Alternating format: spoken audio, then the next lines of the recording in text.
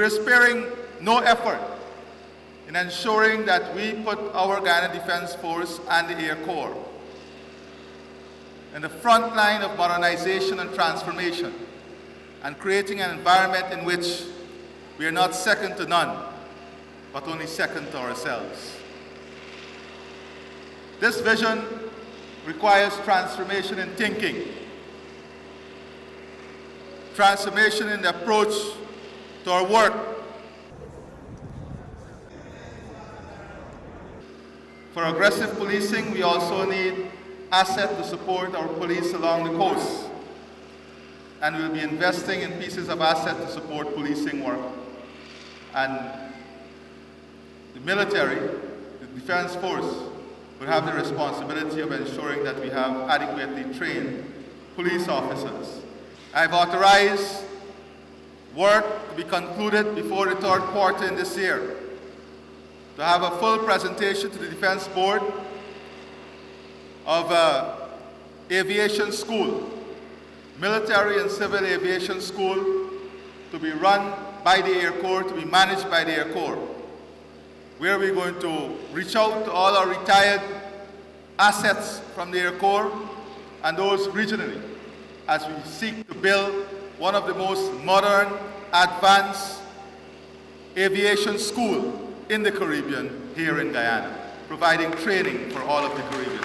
We can put 3 sets of patients in there, and we have a seat that is not in the aircraft here for the attendant.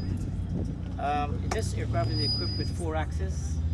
It could literally fly and stop over a point. That's something we wanted for many, many, many years to enhance our capability in search and rescue.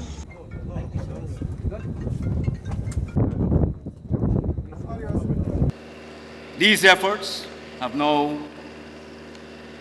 complement our tools that we will now employ and deploy to defend our territory.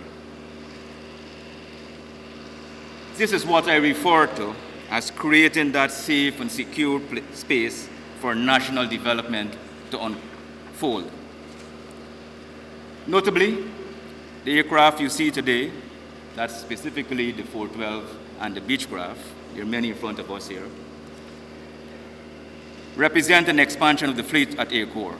Not only represent that, but a push to establish an ecosystem of institutional support to sustain the serviceability of these air assets.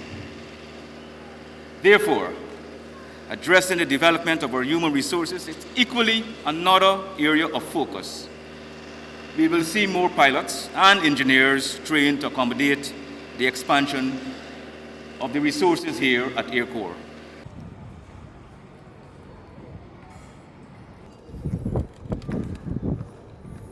Eternal Father, I dedicate this craft for the service of our nation in the name of the Father, and of the Son, and of the Holy Spirit. Amen.